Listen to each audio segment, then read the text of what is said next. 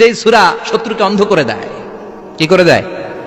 এই সূরার প্রথম 9টা আয়াত যদি বিপদে পড়ে, শত্রুর কবলে পড়ে আপনি তেলাওয়াত করেন, শত্রুর চোখটারে অন্ধ করে দিবে কে? আল্লাহ।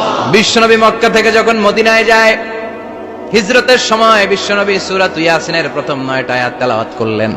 তেলাওয়াত করে আল্লাহর নাম নিয়ে ঘর থেকে বের হলেন। আশেপাশে কাফেররা ঘুরে কিন্তু বিশ্বনবীরে দেখে না, সবাই খালি এরকম এরকম করে, ডানে বায়ে হাতায় বিশ্বনবীর সামনে দিয়ে যায়, কিন্তু কাফেরদের চোখ অন্ধ করে দিয়েছে কে? আল্লাহ।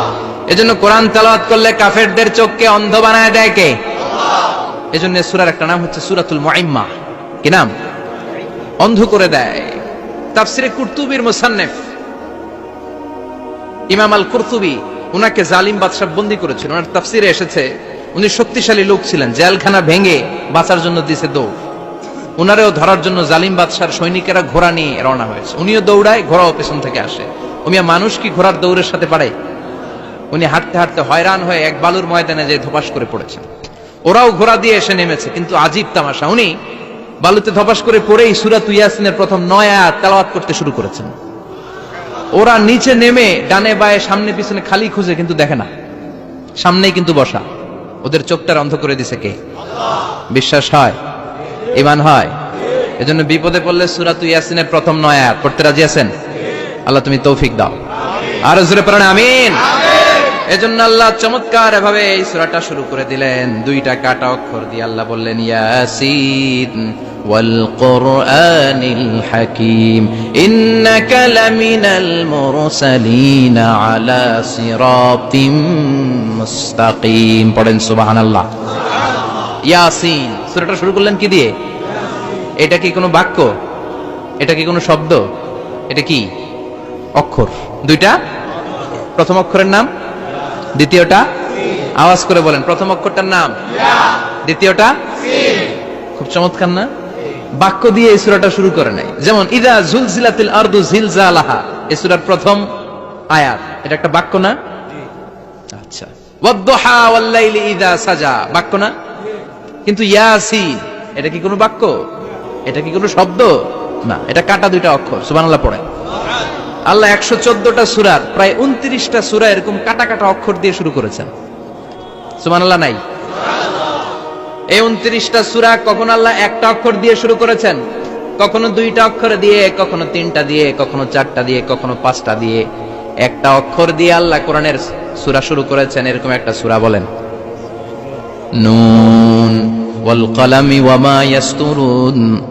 নুন, নুন দিয়ে সূরা শুরু হয়ে গেছে। তারপরে কফ, এক অক্ষর দিয়ে সূরা শুরু হয়ে গেছে। সুবহানাল্লাহ পড়েন। সুবহানাল্লাহ।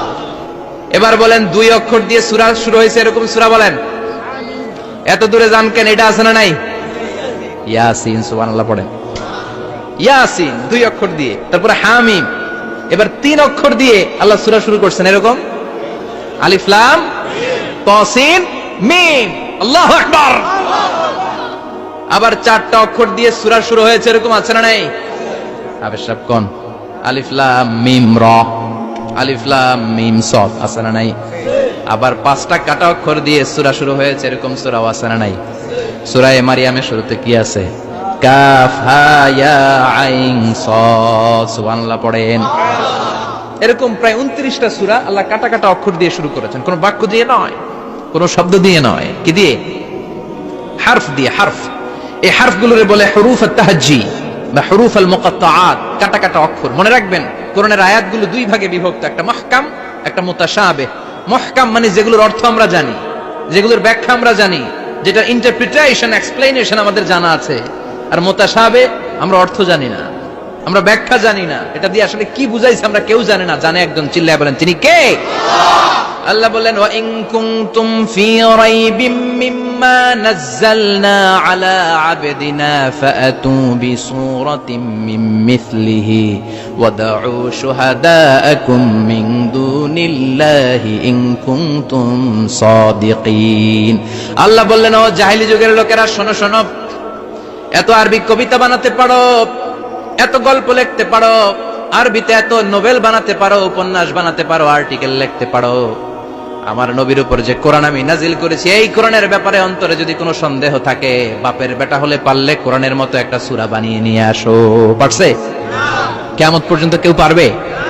বিশ্বনবী যেই জামানাতে এসেছিলেন ওই জামানায় আরবি ভাষা সাহিত্যের উৎকর্ষতা সাধিত হয়েছিল। আরবি ভাষার এতটা উৎকর্ষ পৃথিবী কখনো দেখে নাই। কবিতা, গদ্য, পদ্য, গল্প, উপন্যাস, রচনা, প্রবন্ধ, আর্টিকেলের শৈলাভ।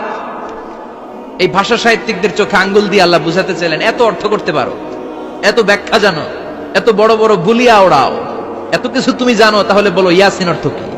সুবহানাল্লাহ কইবেন না?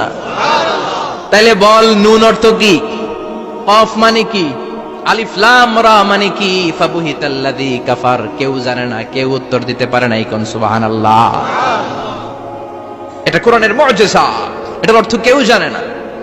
আর এগুলোর অর্থ নিয়ে খোঁচাখুচি করাও ঠিক না। তবে মুফাসসিরিন ইকরাম এগুলোর কিছু অর্থ সম্ভাব্য বলার চেষ্টা করেছেন। যেমন ইয়াসিনের অর্থ ইবনে আব্বাস বলেছেন, এর অর্থ হতে পারে ইয়া ইনসান, হে মানুষ। সুবহানাল্লাহ পড়েন। কেউ কেউ বলেছে এটার অর্থ হতে পারে ইয়া সাইয়্যিদ আল মুরসালিন। কেউ কেউ বলেছেন ইয়াসিন হতে পারে ইসমুল্লাহ, আল্লাহর নাম। কেউ বলেছেন এটা হতে পারে ইসমুন লিন নবী, বিশ্ব নবীর নাম। আবার কেউ কেউ বলেছেন ইয়াসিন হতে পারে এই কোরআনে কারিমের একটা নাম। কোন সুবহানাল্লাহ। এই সম্ভাব্য সব কথাগুলো বলে পৃথিবীর সব মুফাসসিররা বলতে বাধ্য হয়েছেন আল্লাহু আ'লামু বিমুরাদিহি বিহি। এটার দ্বারা আসল অর্থ যে কি এটা আমরা কেউ জানি না। জানে কে? আল্লাহ। চিৎকার করে বলতে হবে, জানে কে? আল্লাহ। তাহলে ইয়াসিন মানে আমরা জানি না। ইয়াসিনের অর্থ আমরা ছেড়ে দেব কার উপর? এজন্য এই সূরাটা যেন তেন সূরা নয়, এটা তো কোরআনের কলিজা, হার্ট, হৃদয়। এজন্য সূরাটা সূরাতুল আযীমা। সুবহানাল্লাহ পড়েন। আমাদের দেহে যেমনি কলব আছে, প্রতিটা প্রাণীর যেমনি কলব আছে, অন্তর আছে, কোরআনেরও কলব আছে না নাই? কোরআনের কলবের নাম চিল্লায় বলেন, কোরআনের কলবের নাম। আবার বিশ্বনবী বলতেন, ইকরাউ আলা মাউতাকুম সূরাত ইয়াসিন। তোমাদের মুমূর্ষ ব্যক্তিদের সামনে বসে সূরাত ইয়াসিন তেলাওয়াত করো। রূহ চলে যাবে, মৃত্যুর একেবারে দ্বার প্রান্তে দাঁড়িয়ে এই মুহূর্তে তার পাশে বসে পড়তে আরম্ভ করেন, ইয়াসিন ওয়াল কুরআনিল হাকীম ইন্নাকা লামিনাল মুরসালিনা আলা সিরাতিম মুস্তাকিম। ওই ব্যক্তির ঈমানের মৃত্যু দান করে দিবে কে? আল্লাহ। মৃত্যুর কষ্ট হালকা করে দিবে কে? আল্লাহ। আবার বিশ্বনবী বলতেন, রাত্রিবেলা যে ব্যক্তি একবার সূরাত ইয়াসিন তেলাওয়াত করে ঘুমাতে যায়, সকালবেলা নিষ্পাপ অবস্থায় তারে ঘুম থেকে জাগাবে কে? আল্লাহ। তাহলে এই সূরার মর্যাদা কম কম না বেশি বেশি? কলবুল কোরআন, এটা কোরআনের কলব। একবার পড়লে 10 পড়ার সওয়াব। আবার মুমূর্ষ ব্যক্তির সামনে বসে সূরা ইয়াসিন তেলাওয়াত করতে বলা হয়েছে, তাহলে মৃত্যুর কষ্টটা হালকা করে দেয় কে? আল্লাহ। আবার রাত্রিবেলা সূরা ইয়াসিন তেলাওয়াত করলে সকালবেলায় নিষ্পাপ বানায় দেয় কে? আল্লাহ। মনে থাকবে? কোরআনের কলবের নাম কি? ভুলে যাবেন না তো? বেশি বেশি তেলাওয়াত করতে রাজি আছেন? সকাল সন্ধ্যা তেলাওয়াত করবেন তো? সূরা ইয়াসিন ছাড়াও এই সূরার অনেকগুলো নাম তাফসীর গ্রন্থে পাওয়া যায়। এই সূরার একটা নাম হচ্ছে সূরাতুল কাদিয়া। সূরাতুল তাকদি হাজাত কারিহা। যে এই সূরা তেলাওয়াত করে ওই তেলাওয়াতকারীর যে হাজত আছে, প্রয়োজন আছে, এই সূরার বরকতে আল্লাহ তার প্রয়োজন পূরণ করে দেয়। আমাদের জীবনে প্রয়োজন আছে না নাই? কার কাছে চাইবো? বিপদে পড়লে কারে বলবো? আমরা বিপদে পড়লে প্রথমে শেয়ার দেই ফেসবুকে। কোথায় শেয়ার? আগে শেয়ার দিব কার কাছে? মনে থাকবে? বিপদে পড়লে ফেসবুকে শেয়ার দিব না, বন্ধুরে শেয়ার করব না, বউয়ের কাছেও পরে শেয়ার করব, আগে শেয়ার করব কার কাছে? মনে থাকবে? এজন্য বিশ্বনবী বলতেন এই সূরার নাম সূরাতুল কাদিয়া। মানুষের হাজত পূরণ করে দেয়। এই সূরা তেলাওয়াত করে যদি আপনি আল্লাহর কাছে কোনো বিপদ থেকে পানাহ চান অথবা কোনো প্রয়োজন নিয়ে দোয়া করেন, সূরার বরকতে প্রয়োজনটা পূর্ণ করে দেয় কে? আল্লাহ। কেউ যেটা পারে না পারে কে? আল্লাহ। কেউ যেটা দেয় না দেয় কে? আল্লাহ। কেউ যেটা শুনে না শুনে কে? আল্লাহ। তাহলে পেলাম সূরাতুল কাদিয়া। আরেকটা নাম আছে সূরা, সেটা হচ্ছে সূরাতুল আযীমা, সুমহান সূরা। কি সূরা? সুমহান, আযীমা। এই আযীম আর আযীমা এই শব্দ দুইটা অনেক দামি। আল্লাহ যে কোনো জায়গায় ব্যবহার করেন নাই। বিশ্বনবীর চরিত্রের উপমা দিতে যে আল্লাহ আযীম শব্দ বলেছেন, তাই না? রব্বুল আলামিন বলেন, ওয়া ইন্নাকা লাআলা খুলুকিন আযীম। ও নবী, সাধারণ কোন চরিত্র আপনারে আমি দেই নাই, আপনারে আমি দিয়েছি আযীম একটা চরিত্র। খুলুকুন আযীম, and verily indeed you are on a very good standard of character. অসাধারণ চরিত্র দিয়েছি। বিশ্বনবীর চরিত্র বুঝাতে যে আল্লাহ কি শব্দ ব্যবহার করেছেন? কথা বলে না। তাফসীর শিখে যেতে হবে। কোন শব্দ ব্যবহার করেছেন? আযীম। আবার আল্লাহ নিজের পরিচয় দিতে যে আযীম বলেছেন, ওয়ালা ইয়াউদুহু হিফযুহুমা ওয়া হুয়াল আলিয়্যুল আযীম। সুবহানাল্লাহ।